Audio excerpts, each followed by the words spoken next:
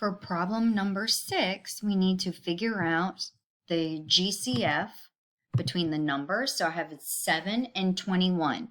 What is the highest number that can divide into 7 and 21? So our GCF is 7, right? 7 divides into 7 and 21.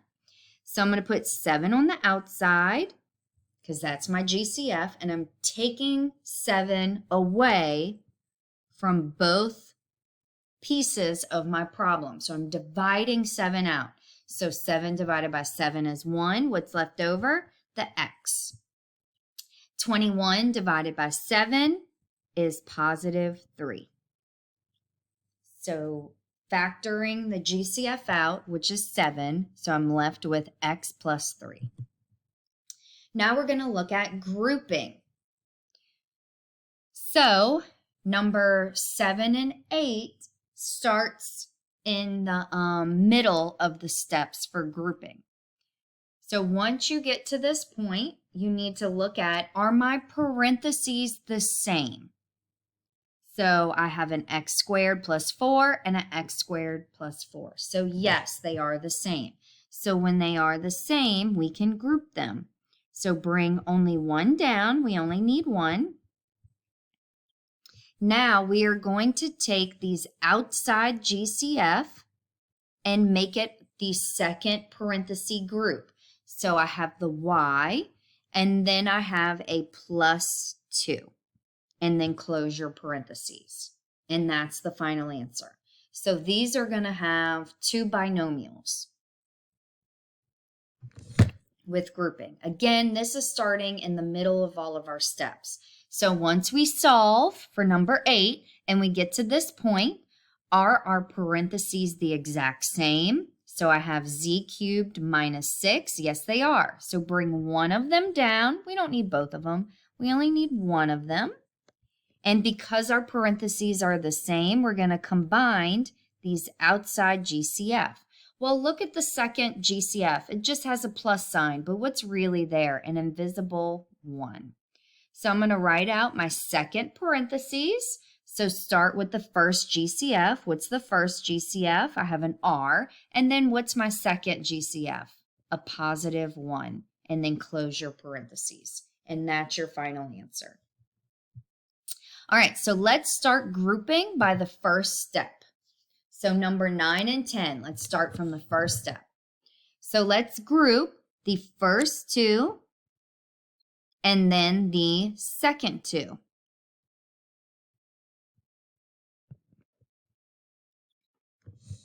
All right, we're going to take each one separate. So let's look at the first group. I have 8 and 16. What's the highest number that can divide both into 8 and 16? So this GCF is 8. Do they have an x in common? No, so it's just 8. So put 8 on the outside and open your parentheses. Now we're dividing 8 only from the first group. So 8 divided by 8 is 1, so bring down your x. Then 16 divided by 8 is positive 2. Close your parentheses. All right, so bring down that plus sign. So you always want to bring down that middle sign. Now let's look at the second group. What do they have in common? Well, they don't have x, but they both have y. So y is my GCF. Open your parentheses. Now I'm dividing y from the second group. So the first one, my y's cancel. So what's left? I have an x.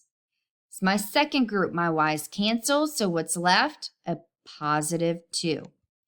Now, remember from the previous 2 problems, 7 and 8, once we get here, are parentheses the same? If they're the exact same, then that means we're on the right path. So yes, my parentheses are the same. So bring down one of them. We only need 1, x plus 2. We don't need both of them. And because your parentheses are the same, we can combine our GCFs for the second group. So start with the first one. I have an 8. And then what was my second GCF? A positive y. And then close your parentheses.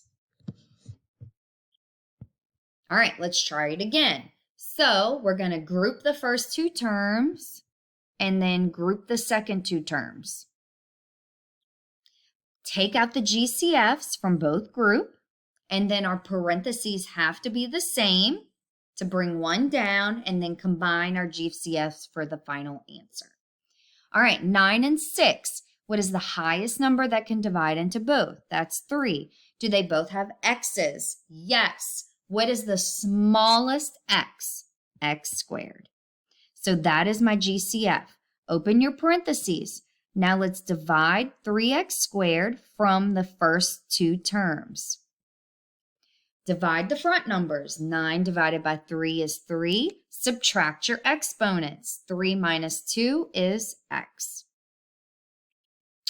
Divide your front numbers. -6 divided by 3 is -2. Subtract your x's. 2 minus 2 is 0, so they cancel out.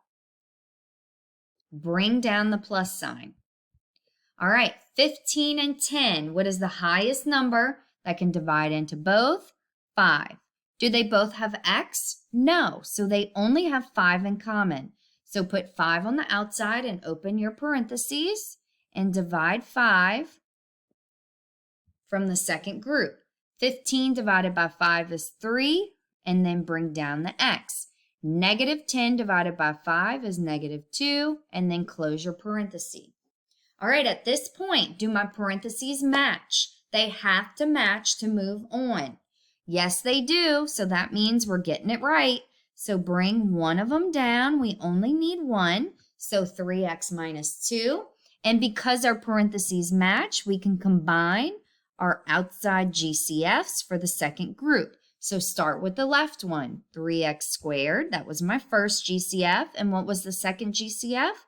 Plus 5.